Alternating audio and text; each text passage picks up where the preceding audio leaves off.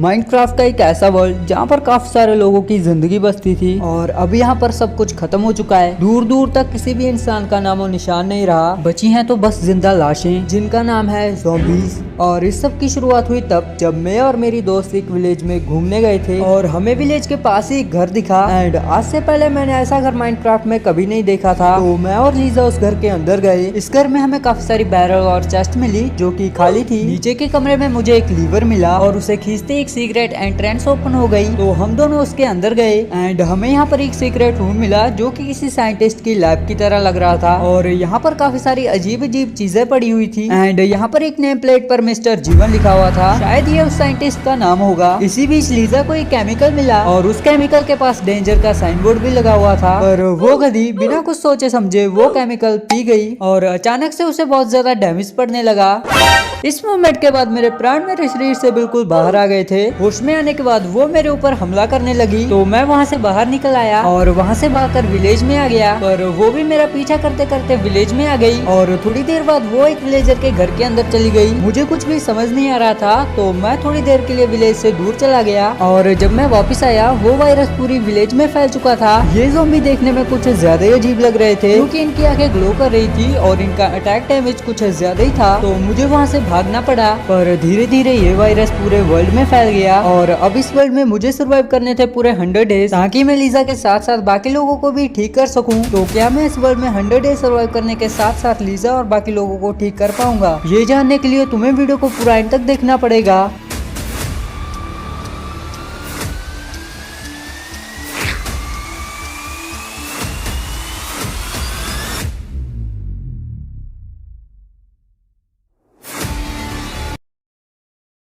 Village से भाग कर आने के बाद मैं एक छोटी सी केव में रहने लगा। हाँ, ये स्टोरी लाइन नहीं है। सच बोलूं तो पता नहीं कैसे बट स्टार्टिंग के कुछ डेज की रिकॉर्डिंग मुझसे डिलीट हो गई। पर इसमें मेरी कोई भी गलती। बारिश होने की वजह से बाहर काफी सारे ज़ॉम्बी घूम रहे थे तो बाहर जाना बिल्कुल भी सेफ नहीं था। सबसे पहले मैंने अपना सारा फालतू का सामान चेस्ट में स्टोर किया एंड होपफुली मैं विलेज से आते टाइम अपने लिए थोड़ा बहुत खाना भी ले आया था। तो अभी के लिए हमें खाने से रिलेटेड कोई भी दिक्कत नहीं आने वाली है।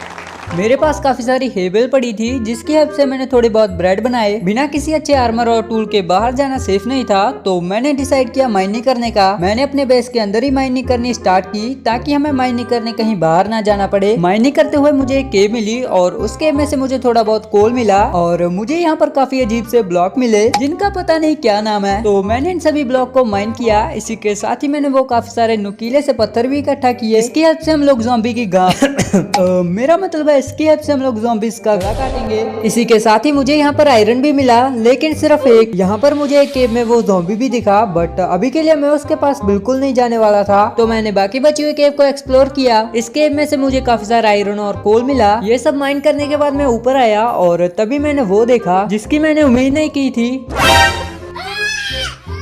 पता नहीं ये प्राणी आखिर आया कहाँ से। इस मूवमेंट के बाद मुझे लगा नहीं था कि मैं जिंदा बचूंगा बट जैसे तैसे मैं वहाँ से ब्लॉक लगाकर बाहर आ गया। इस वर्ल्ड में बिना किसी आर्मर के केव को एक्सप्लोर करना आत्महत्या से कम नहीं है। तो मैंने डिसाइड किया स्ट्रिप माइनिंग करने का। सबसे पहले मैंने अपने लिए स्टोन की काफी सारी पिकैक्स बनाई। और हाँ, मैं कोई नॉर्मल माइनिंग नहीं करने वाला था। मैं करने वाला था घंघोर माइनिंग ताकि मैं एक बार में ही माला माल हो जाऊं। एंड उसके बाद फाइनली मैंने माइनिंग करनी स्टार्ट की।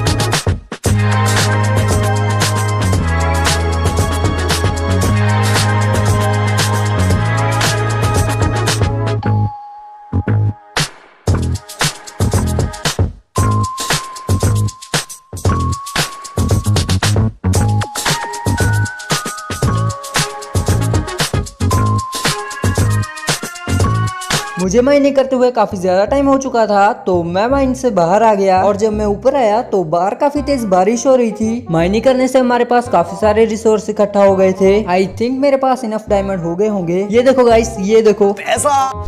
मेरी इन्वेंट्री फुल हो चुकी थी, तो सबसे पहले मैंने अपना सामान चेस्ट में स्टोर किया। उसके बाद मैंने अपने बेस के लिए कुछ डोर क्राफ्ट किए, क्योंकि हमारे बेस की एंट्रेंस बिल्कुल खुली थी और मैं नहीं चाहता था कि कोई भी ज़ॉम्बी मेरी बेस के अंदर आकर मेरा काम तमाम कर दे। चीजों को स्मेल्ट करने के लिए मैंने काफी सारे फर्नेस बनाए। माइनिंग से हमें काफी सारा गोल्ड और आयरन मिला था, जिसे मैंने स्मेल्ट होने के लिए रख दिया। और जब तक ये सब स्मेल्ट हो रहा था, मैंने अपने लिए डायमंड के टूल और आर्मर बनाया। बाहर की साइड अभी भी बारिश हो रही थी, जिस वजह से बाहर काफी ज्यादा मॉब्स स्पॉन हो रहे थे और जब तक बारिश बंद नहीं हो जाती मैं यहाँ से बाहर नहीं निकल सकता था। तो मैंने एक काफी अच्छा प्लान बनाया, जो कि था यहीं बैठकर बारिश बंद होने का वेट करना। देन मैंने एक बार फिर से अपनी इन्वेंट्री को थोड़ा मैनेज किया एंड इसी बीच जब मैंने गेट की तरफ देखा, वहाँ पर एक मेहमान खड़ा था और ये वही केव वाला ज़ॉम्बी था। निर्लज, तो फिर आ गया। फाइनली बारिश बंद हो गई थी, तो मैं बाहर की जगह को एक्सप्लोर करने चला गया। मुझे रिवर के पास से 2 शुगर कैन मिले, जिन्हें मैंने कलेक्ट कर लिया। मेरे पास वुड की काफी ज्यादा कमी थी, तो मैंने सारा दिन सिर्फ वुड इकट्ठी की और इसी बीच रात हो गई, तो मैं सीधा सोने चला गया। अगले दिन मैंने डिसाइड किया उस विलेज में जाने का, जहाँ पर उस साइंटिस्ट का घर था। और क्योंकि हमारे पास एक अच्छा खासा आर्मर था, तो अभी हमें किसी से डरने की जरूरत नहीं थी। मैंने जल्दी से अपना सारा जरूरत का सामान इकट्ठा किया और उस विलेज के लिए निकल गया। एंड कुछ ही देर में मैं उस विलेज में पहुंच भी गया और यहाँ पर सिर्फ चारों तरफ ज़ॉम्बीज ही थे। अभी इनसे लड़ने का मेरा कोई भी इरादा नहीं था, तो मैं सीधा उस साइंटिस्ट के घर गया। वहाँ पर पहुँचने के बाद मैंने पूरे रूम को अच्छे से चेक किया एंड यहाँ पर काफी अजीब सी मशीन थी, जिसका पता नहीं क्या काम है। इसी के साथ ही यहाँ पर एक चेस्ट भी थी, जिसमें से मुझे कुछ ज्यादा ही अच्छा सामान मिल गया। मुझे यहाँ से काफी सारे गोल्डन एप्पल, एंडर पर्ल और ब्लेज रॉड के साथ साथ एक ट्राइडेंट भी मिला। मुझे यहाँ पर एक बुक मिली और उस बुक में कुछ ऐसा लिखा था, जिसे देखकर मेरा क्या तुम्हारा भी माइंड ब्लैंक हो जाएगा। मेरा सिर्फ एक ही सवाल है, ये साइंटिस्ट डोर ओपन करने के लिए आखिर करता क्या होगा? खैर, उस रूम को हम फिर कभी ओपन करेंगे। मुझे जो सामान मिला था उसे लेकर मैं बाहर आ गया। उसके बाद थोड़ी देर तक मैंने विलेज को लूटा और मुझे यहाँ से काफी सारा खाना मिला, जिसे लेकर मैं अपने बेस की तरफ वापस आ गया। बेस पर वापस आने के बाद मैंने एक न्यू चेस्ट बनाई और उस विलेज से लूटा हुआ सामान मैंने उस चेस्ट में स्टोर किया। इसी के साथ ही हमारा गोल्ड और आयरन भी स्मेल्ट हो चुका था। मुझे इस वर्ल्ड में रहते हुए काफी टाइम हो चुका है, बट अभी तक हमारे पास कोई घर नहीं था, तो मैंने डिसाइड किया अपने लिए एक घर बनाने का। और ये घर काफी ज्यादा बड़ा होने वाला था, तो इसके लिए हमें काफी सारी वुड लगने वाली थी एंड वुड कलेक्ट करने के लिए मैंने काफी सारी एक्स बनाई। काफी सारी से मेरा मतलब है बहुत सारी। पता नहीं इनका कोई यूज होगा भी या नहीं। थोड़ा बहुत सामान सॉर्ट करने के बाद मैंने अपने लिए कुछ ब्रेड बनाए। उसके बाद मैं चला गया वुड इकट्ठी करने और जल्दी ही वापस भी आ गया। क्योंकि शाम हो चुकी थी, तो वुड कलेक्ट करने हम कल जाएंगे। अगली सुबह मैं चला गया वुड इकट्ठी करने एंड घर बनाने के लिए हमें ओक वुड के साथ साथ बर्च और स्प्रूस वुड भी लगने वाली थी। तो काफी दिनों तक मैंने सिर्फ वुड इकट्ठी की।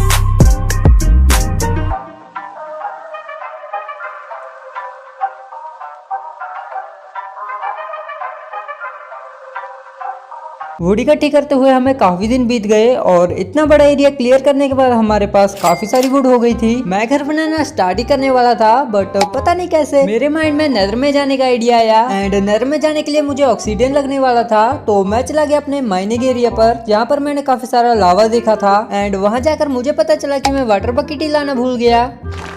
बकेट तो मैंने बना ली थी और पानी कलेक्ट करने मैं चला गया ऊपर एंड रास्ते में मैंने काफी सारी लैडर प्लेस की, ताकि हमें माइनिंग एरिया में आने जाने में दिक्कत ना हो। पानी लाने के बाद मैंने लावा की हेल्प से काफी सारा ऑक्सीजन बनाया। थोड़ी देर तक ऑक्सीजन इकट्ठा करने के बाद मैं ऊपर आ गया और ऊपर आने के बाद मैंने अपने बेस के अंदर ही एक नेदर पोर्टल क्रिएट किया एंड इसी बीच रात हो गई, तो मैं सीधा सोने चला गया। अगली सुबह मैंने फ्लिंट एंड स्टील बनाने के लिए थोड़ा बहुत फ्लिंट इकट्ठा किया। उसके बाद मैंने अपने लिए एक फ्लिंट एंड स्टील बनाया एंड नेदर में जाने से पहले मैंने अपनी इन्वेंटरी को थोड़ा मैनेज किया। इसी के साथ ही मैंने एक गोल्ड का हेलमेट बनाया, क्योंकि नेदर में कुछ ऐसे भी प्राणी रहते हैं जो किसी इंसान को अगर बिना गोल्डन आर्मर के देख लें तो वो उसके पीछे हाथ मुंह धोकर पड़ जाते हैं। नहीं, हाथ मुंह तो नहीं धो सकते वैसे, क्योंकि नेदर में पानी कहाँ होता है।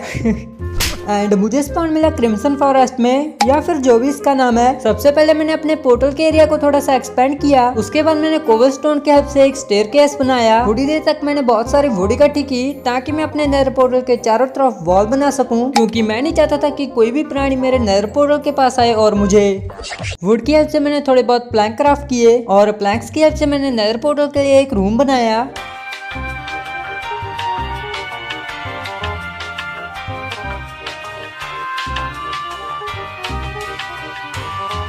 और फाइनली हमारा छोटा सा रूम बन के रेडी हो चुका था। एंड अभी हमें किसी भी मॉब से डरने की कोई भी जरूरत नहीं थी। मैंने इस रूम को चारों तरफ से अच्छे से कवर कर दिया था, तो आसपास का कुछ भी नजर नहीं आ रहा था। तो उसके लिए मैंने काफी सारी खिड़कियां बनाई एंड फैंस की हेल्प से उन्हें फिल किया। इसी के साथ ही मुझे यहाँ से जैक लैंटर्न भी मिली थी, तो लाइटिंग के लिए मैंने इसे अपने कमरे में लगाया। मेरे पास काफी सारा या फिर कह सकते हो थोड़ा बहुत गोल्ड पड़ा था, तो एंडर पर्ल्स के लिए मैंने थोड़ी बहुत पिगलिन से ट्रेडिंग की। और घंटों तक गोल्ड को घूरने के बाद इसने मुझे 9 एंडर पर्ल के साथ साथ काफी सारा कचरा दिया, जिसका मेरे लिए लिटरली कोई यूज नहीं है।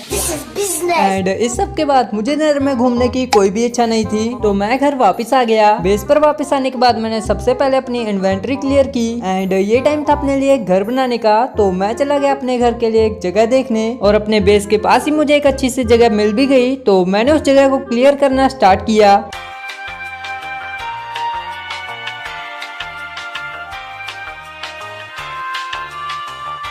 एंड काफी टाइम लगाने के बाद मैंने उस जगह को क्लियर कर ही लिया। इसी के साथ ही हमारे पास काफी सारी डर्ट भी हो गई थी। काश ये पिगलिन डर्ट से ट्रेड करते। बैट का ग्रिप निकाल के ना। काफी टाइम तक मैंने घर बनाने के लिए सारा जरूरत का सामान इकट्ठा किया। उसके बाद मैंने स्टोन ब्रिक और प्लैंक्स की हेल्प से अपने घर का स्ट्रक्चर रेडी किया एंड फाइनली घर बनाना स्टार्ट किया।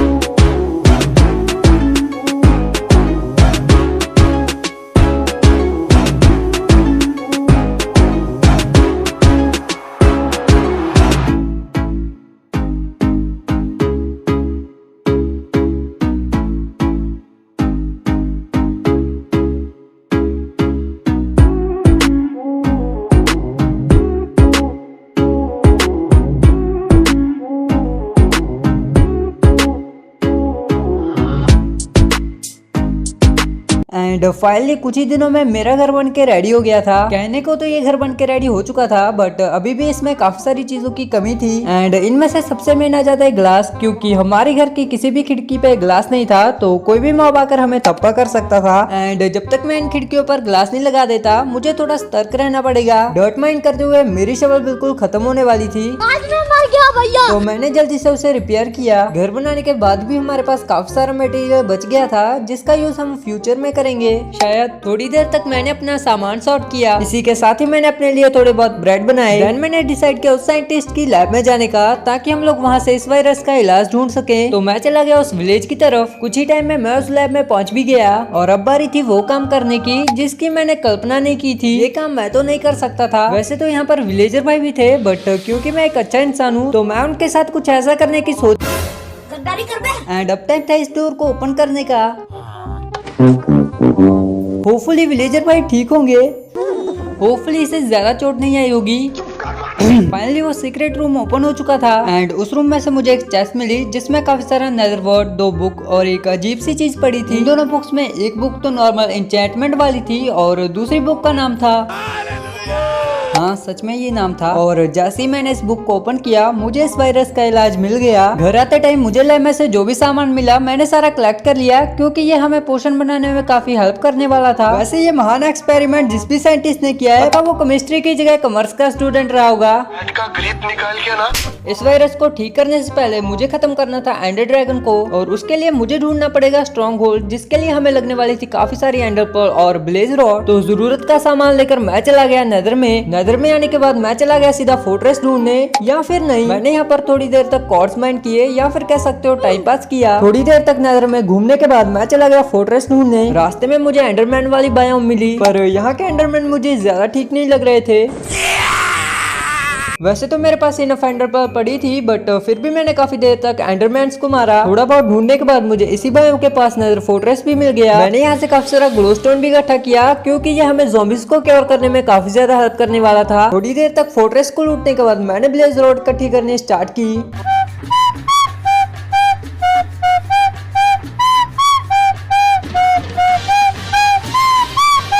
काफी सारी विलेज को मारने के बाद हमारे पास इनफ ब्लेज रोड हो गई थी, जिन्हें लेकर मैं घर वापस आ गया। घर आकर मैंने बिना कोई देरी किए आई ऑफ एंडर बनाई। उसके बाद मैंने अपना सारा सामान नए घर में शिफ्ट किया एंड फिर मैं निकल गया स्ट्रॉन्ग होल्ड की तलाश में। और सबसे कमाल की बात ये थी कि मेरे बेस के सामने वाली विलेज के नीचे वो स्ट्रॉन्ग होल्ड था। तो मैंने जल्दी से नीचे डिग करना स्टार्ट किया और नीचे आकर ज़ॉम्बीज़ से दो हाथ किए। मुझे यहाँ पर 2 लाइब्रेरी रूम भी मिले, जहाँ से मैंने काफी सारी बुक इकट्ठी की, क्योंकि इनकी फ्यूचर में काफी ज्यादा जरूरत पड़ने वाली थी। इसी के साथ ही मुझे यहाँ से काफी सारी इंचेंटेड बुक्स भी मिली। थोड़ा बहुत ढूंढने के बाद मुझे पोर्टल रूम भी मिल गया और ये टाइम था एंड में जाने का। तो मैंने जल्दी से पोर्टल को एक्टिवेट किया और चला गया एंड में। एंड अब बारी थी एंडर ड्रैगन को खत्म करने की।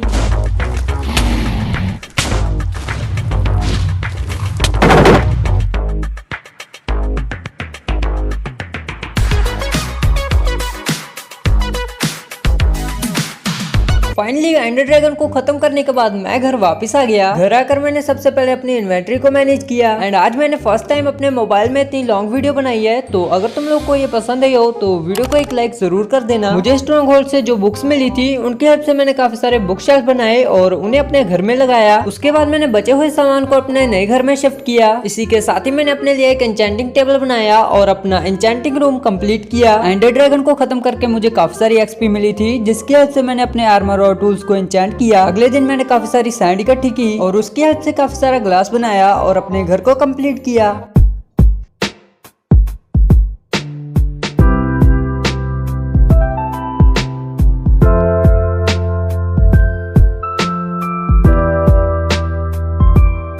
मेरे पास काफी सारी बोन्स पड़ी थी, जिससे मैंने बोन मिल बनाया और उसकी हेल्प से मैंने काफी सारी व्हीट और शुगर कैन ग्रो किए।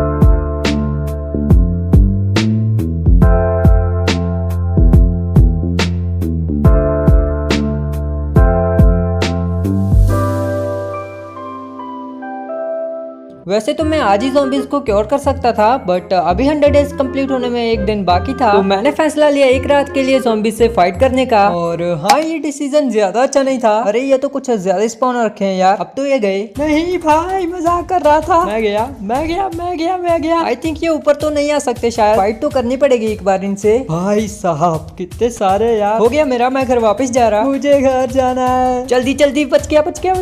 हे प्रभु, फाइनली वहाँ से जैसे तैसे बचकर मैं सीधा सोने चला गया। अगली सुबह मैंने अपने घर के आसपास का एरिया देखा, जो कि काफी ज्यादा सुंदर लग रहा था। आखिर बनाया किसने है?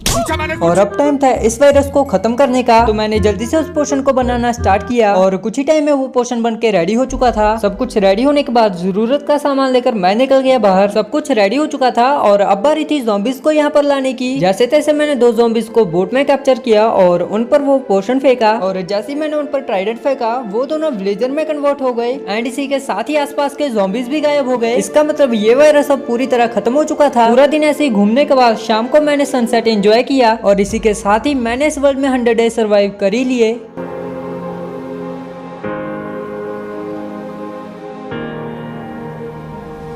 एक सेकेंड, लीजा कहाँ है?